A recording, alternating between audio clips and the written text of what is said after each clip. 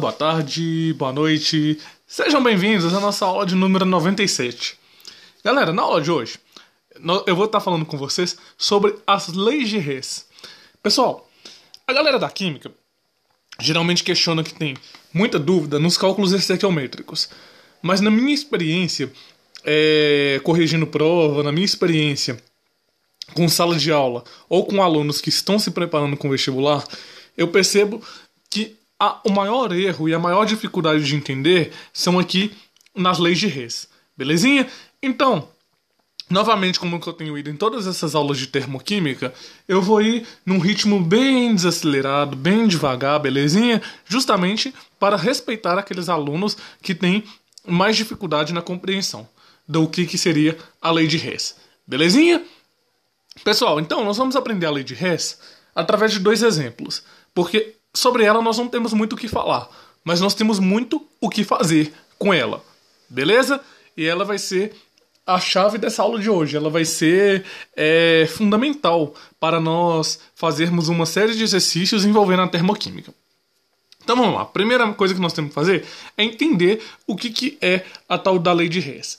A lei de Hess, pessoal, ela nos diz que a entalpia, a variação de entalpia padrão de uma reação, ela depende somente do seu estado final, não importando o caminho que ela percorreu até chegar nele.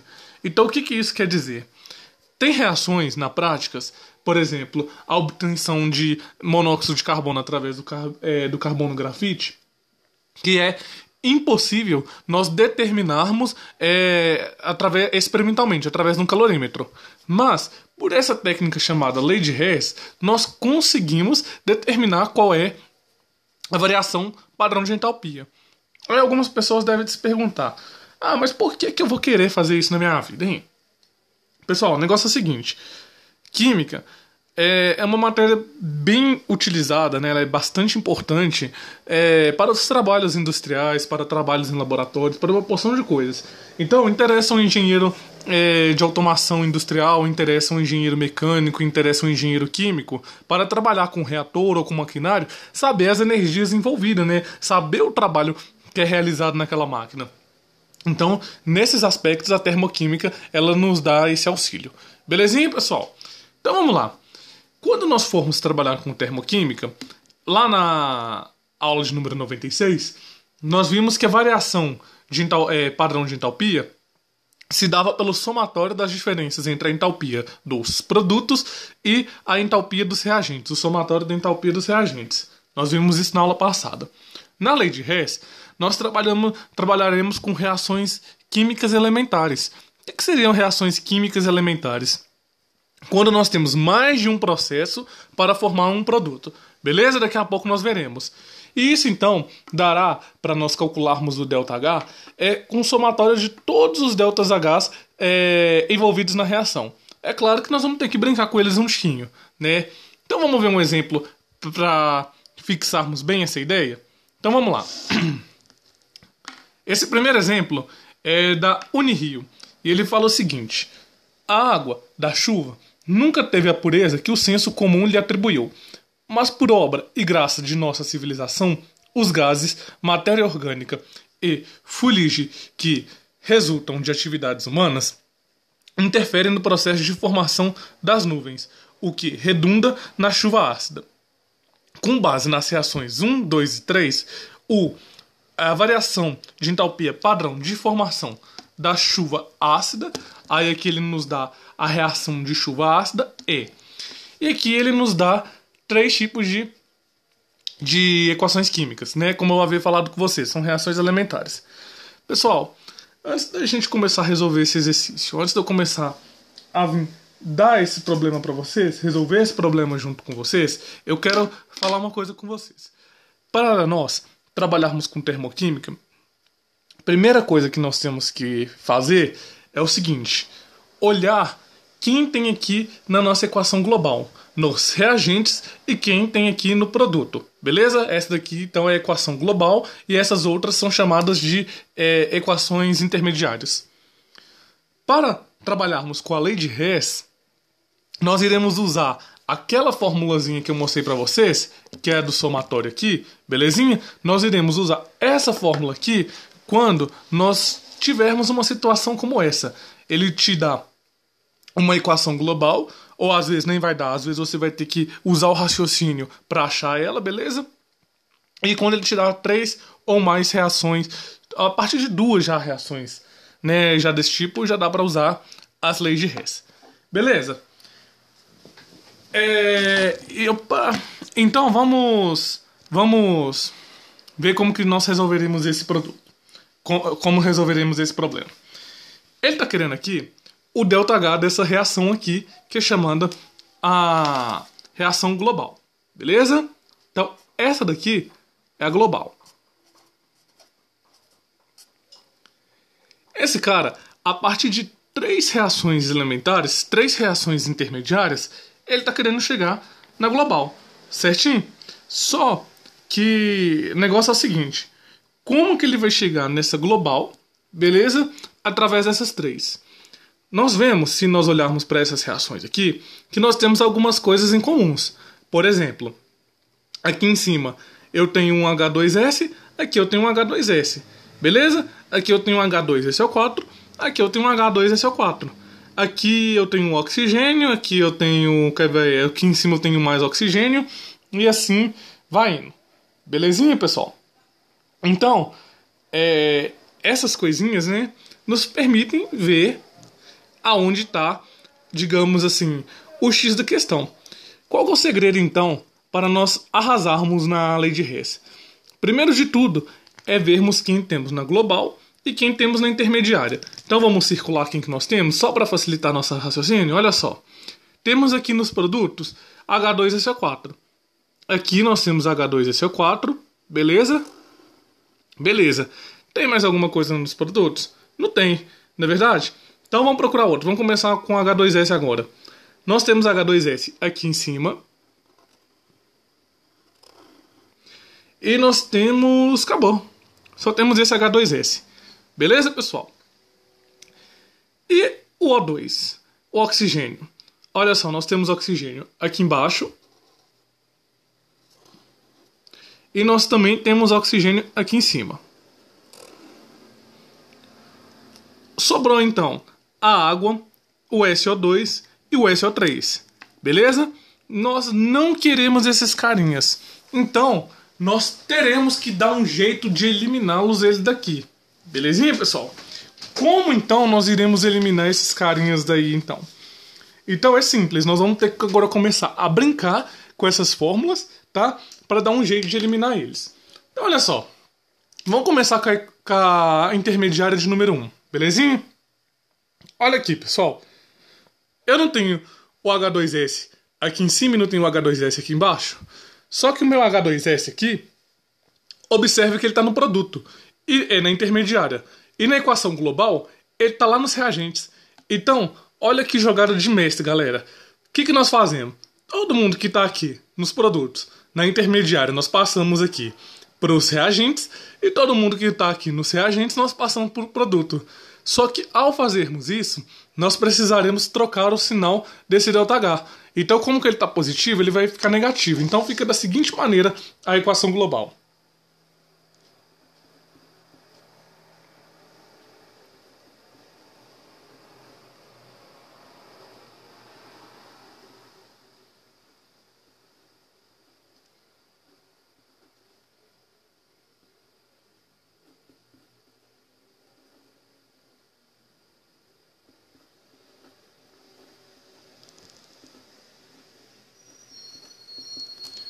Como que eu troquei todos os termos de lado, beleza? Aqui o valor desse ΔH também, que era positivo, passa a ser então negativo.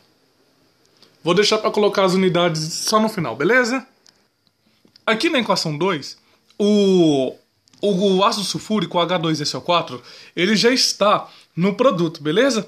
Igual aqui na equação global, certinho? Então, essa intermediária aqui, nós não mexeremos nela. Tranquilinho? Então nós apenas repetiremos ela. Então vamos repetir a 2.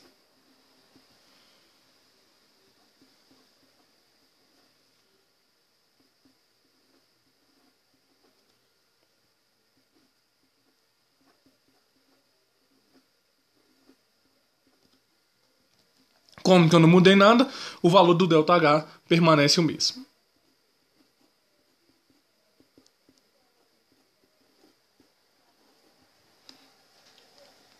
Beleza, né? Temos aqui, então, a nossa equação 2 formada. E agora, hein, pessoal? Essa equação 3, nós mudamos ou nós permanecemos ela assim? Bom, vamos pensar aqui um tiquinho. Eu tenho aqui SO3 nos meus reagentes e eu tenho aqui SO3 nos meus reagentes. A equação 2 não pode mudar, porque se eu mudar a equação 2, eu vou estar tirando um ácido sulfúrico dos produtos, certo? Então, a equação 3 ela também vai mudar. Aí algumas pessoas devem estar com dúvida, devem estar se perguntando: por que a equação 3 vai mudar? Porque é o seguinte, nós temos SO3 aqui em cima na equação global? Não temos, não é verdade, pessoal? Então, nós temos que dar um jeito de sumir com eles. Então, como que nós vamos sumir com eles? Quem que eu tenho igual nos meus reagentes, quem que eu tenho igual no meu produto, se cancelam. Belezinha? Então, só por esse motivo que nós vamos inverter a equação 3.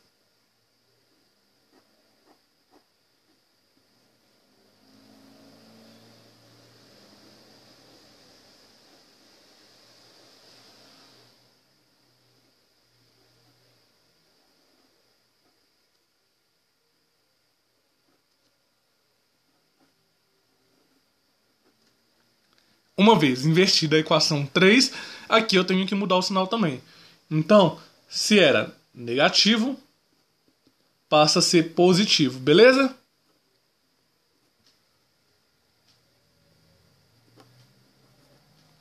Então tá aí as nossas equações intermediárias. Agora, vamos cancelar aqui todo mundo e ver se nós chegaremos na equação global? Dá um traço aqui. Agora vamos cancelar todo mundo. Todo mundo que tem igual nos reagentes tem nos produtos, eu tenho que achar aqui, chegar aqui nessa equação global. Belezinha? Então vamos lá. Olha só, vamos começar pelos mais facinhos primeiro, né? Com a água. Eu tenho água aqui desse lado, eu tenho água desse lado. Então, uma água cancela com uma água desse cara aqui. Belezinha? Vamos ver quem mais dá pra cancelar. SO3. Eu tenho o SO3 desse lado, eu tenho o SO3 desse lado. Então, cancela também. Belezinha? Quem mais? Agora dá pra cancelar. SO2. Temos SO2 aqui, temos SO2 daqui. Então, o SO2 cancela daqui, cancela daqui. Temos mais alguém que nós temos nos reagentes e temos mais alguém que nós temos nos produtos. Aí já não temos mais, né, pessoal? Agora nós só temos que descer os termos que nós temos iguais, belezinha? Então, olha só. Vamos descer aqui agora o H2S, beleza? Primeiro termo aqui é descer. Mas, quem mais sobrou aqui nos reagentes dessas três intermediárias? Os oxigênios, não é? Então, olha só. Eu tenho 3 mols e meio de oxigênio aqui em cima e eu tenho 1,5 aqui embaixo. Beleza? A soma desses dois carinhas, já que eles vão descer e vão somar, daria 4 sobre 2. 4 sobre 2 dá 2 oxigênios, beleza?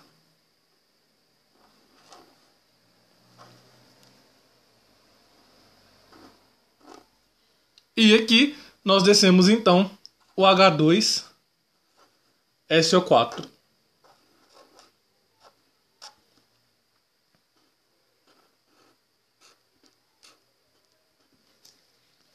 Belezinha?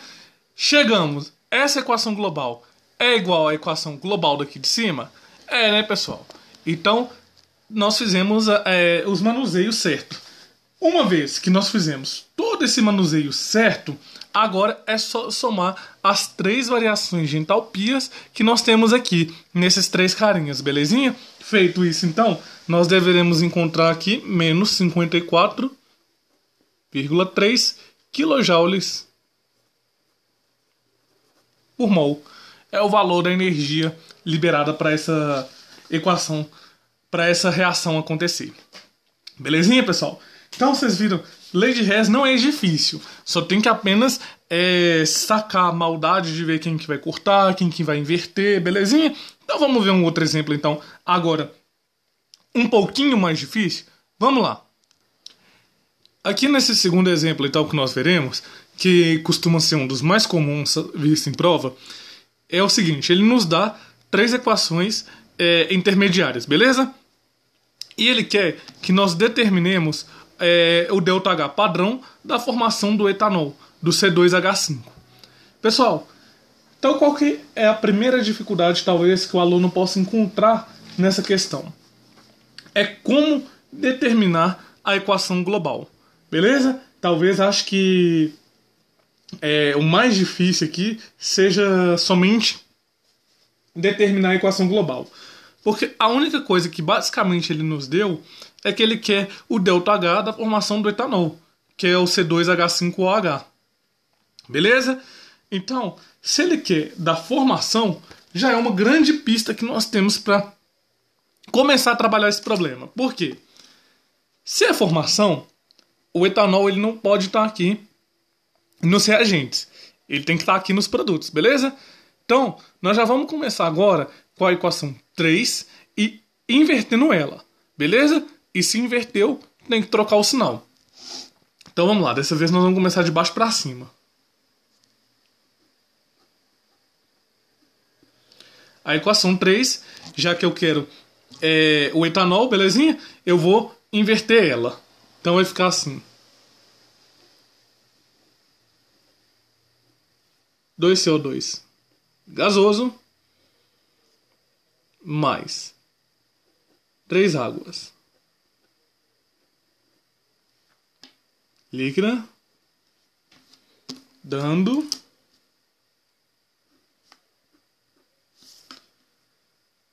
1 mol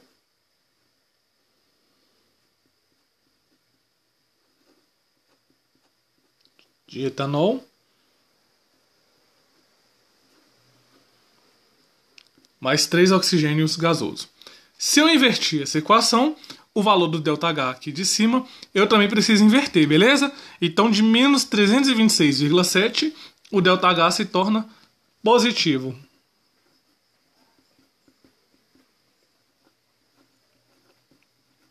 Mais 326,7 é o valor aqui do nosso ΔH. Muito bem. Agora, pessoal, nós temos que ver quem que nós temos igual e quem que nós temos diferente para cancelar. Olha só, eu tenho gás carbônico aqui, eu tenho gás carbônico aqui embaixo. Nós sabemos que eles vão se cancelar, beleza?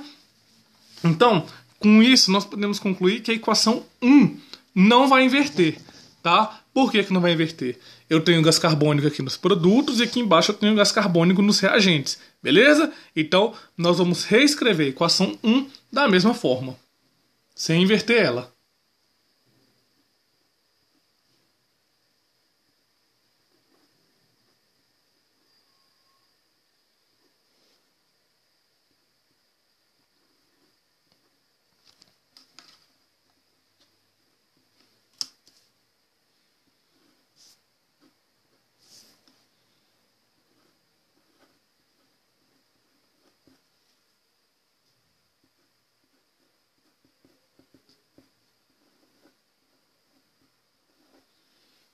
Se eu não inverter a equação, o ΔH permanece o mesmo.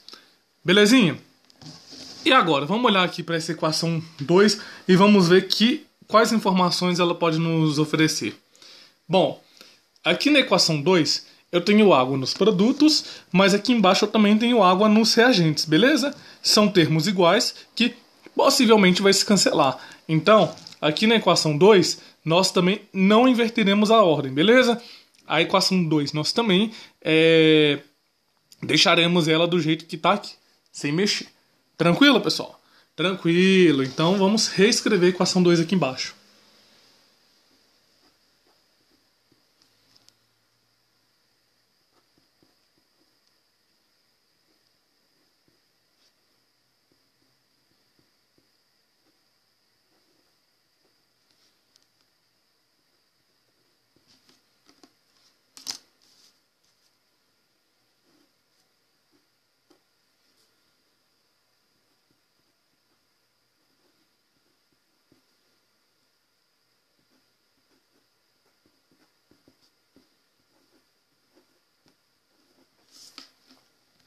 Então, beleza, tá aqui a nossa equação 2. E agora nós vamos dar aquele tração aqui embaixo. Beleza? Então, pessoal, olha só. Nós temos agora as nossas três intermediárias, mas nós ainda não temos a nossa equação global. E é através da equação global que nós acharemos o ΔH de todos esses termos, belezinha? Então, vamos ver o que a gente pode fazer aqui para cancelar os carinhas que nós temos nos reagentes e os carinhas que nós temos nos produtos. Então, olha só, pessoal. Vamos começar aqui na equação de número 1. Eu tenho gás carbônico aqui e eu tenho gás carbônico aqui embaixo. Beleza? Eu quero sumir com esse gás carbônico, porque ele não me interessa. Aí as pessoas devem estar se perguntando, mas por que você quer sumir com esse gás carbônico? É simples, justamente porque eu tenho ele aqui nos meus reagentes e tenho ele nos meus produtos, tá? Então, por que nós não vamos somar que nem nós fizemos lá no exercício anterior? Que no exercício anterior, todos os dois oxigênio estavam ambos nos reagentes, beleza? Agora que eu tenho gás carbônico nos reagentes e eu tenho gás carbônico nos produtos. E eu quero sumir com ele. Só que se eu cancelar aqui, vocês observem que eu tenho 2 mols de gás carbônico. E aqui eu tenho apenas 1 mol de gás carbônico. Então, para me igualar esses carinhas, para que fique tudo nos esquemas, para que fique tudo legal, o que eu tenho que fazer? Eu tenho simplesmente que multiplicar aqui em cima por 2. Quando eu faço essa multiplicação por 2, ela abrange todo mundo, ela pega todo mundo, inclusive o ΔH, belezinha? Então olha só, temos que chuchar um 2 aqui na frente, temos que colocar um 2 aqui na frente, nós temos que colocar um 2 aqui na frente, e aqui, que era menos 94, passa a ser menos 188. Porque foi multiplicado por 2. Belezinha? Então, em vez de menos 94 agora, nós temos menos 188. Agora, uma vez feito isso, nós temos dados o suficiente para cancelarmos os gás carbônicos, não é verdade? Então, olha só. 2 mols de gás carbônico aqui cancelam com 2 mols de gás carbônico desse outro lado. Belezinha? Então, tá. A primeira equação aqui, vamos ver se tem mais alguma coisa que dá pra gente cancelar aqui nessa primeira equação. Deixa eu ver. Não, né? Então, aliás, tem ou não tem? Vamos ver esses oxigênios. Ó, tem oxigênio aqui desse lado e eu tenho oxigênio desse outro lado. Mas eles eu vou deixar para mexer com eles um pouquinho mais para frente, porque tem número quebrado, então as nossas contas vai ficar um pouquinho mais difícil. Beleza? Então depois nós trabalharemos com oxigênio. Eu volto e trabalho com eles. Tranquilinho? Então agora vamos para a segunda equação então. Olha só. Eu tenho água aqui embaixo, eu tenho água aqui em cima. E agora? O que nós iremos fazer então, hein, pessoal? Então olha só. Como que eu tenho 3 mols de água aqui em cima e eu tenho apenas 1 mol de água aqui em cima, vai ficar sobrando água aqui embaixo ainda, não é? Então, para me sumir com essa água daqui, o que eu faço? Multiplico aqui por 3, beleza? Só que lembre-se, quando eu multiplicar aqui por 3, para que fique 3 mols d'água e esse daqui cancele com isso aqui, esse 3 ele vai se abranger a todo mundo que está aqui nessa segunda equação. Então, vai ficar 3 mols de H2, 3 sobre 2 mols de oxigênio e 3 mols de água. Belezinha? Só que uma vez que eu multipliquei por 3, esse menos 68 deixa de ser menos 68, porque ele foi multiplicado por 3, e passa a ser agora então menos 204.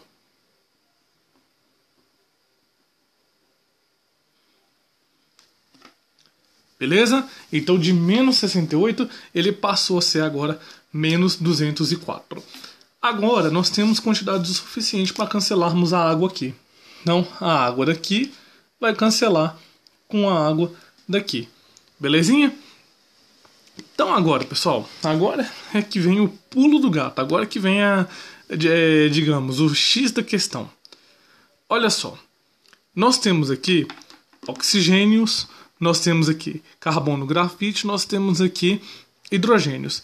E aqui desse outro lado nós só temos etanol e oxigênio. Agora não tem como mais fugir do oxigênio, beleza? Agora nós vamos ter que trabalhar com ele. Nós temos aqui desse lado 3 mols de oxigênio gasoso, beleza? Ele tem que se cancelar com alguém aqui desse lado, porque eu tenho oxigênio aqui, eu tenho oxigênio aqui. Se nós fizermos a soma desses dois oxigênios, né, nós encontraremos 5,5. Belezinha? É a quantidade total de oxigênio que nós encontraremos aqui, fazendo a soma desses dois carinhas. 3 mais 2 dá 5, né? 5 sobre 2, 5,5. Belezinha? 5,5 desses dois oxigênios aqui, vamos dar um destaque neles aqui.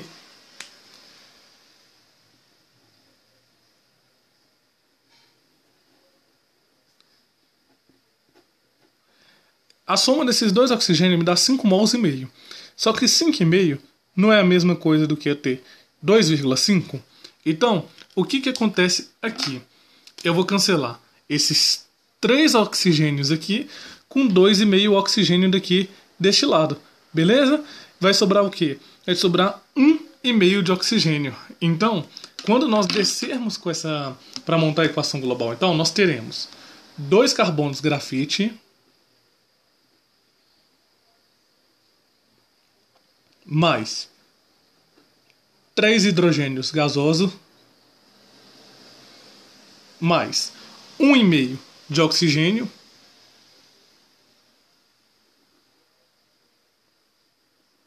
gasoso. Por quê? 3 daqui cancelou com 2,5 daqui, sobrou 1,5 de oxigênio. Belezinha? Dando então o etanol líquido,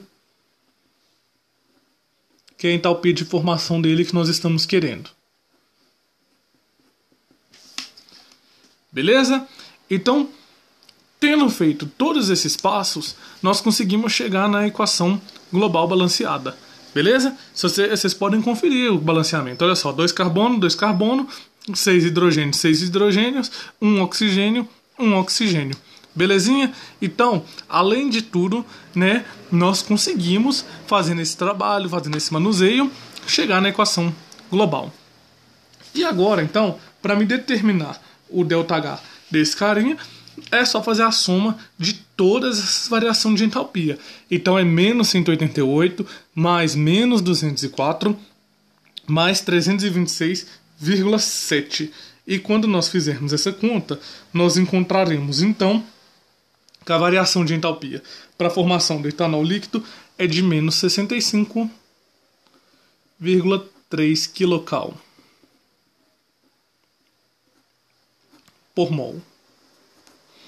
Quilocal é porque o exercício nos dá as unidades em quilocal, beleza? Só por isso que ela está representada em quilocal. Então tá aí, pessoal. Esses foram os 2 exemplos dessa aula de hoje da lei de Hess. Esse segundo exemplo, ele talvez tenha sido um pouquinho mais trabalhoso pelo fato de ter que multiplicar, pelo fato, né, de ter que achar a equação global, tá? Mas se vocês fizerem uns 5 ou 6 exercícios desse tipo, eu acredito que vocês vão estar preparados para fazer qualquer tipo de exercício de lei de Hess. Belezinha? Então tá bom, pessoal. Um abração para vocês. Assinem nosso canal para ficar por dentro das novidades, belezinha? E até já!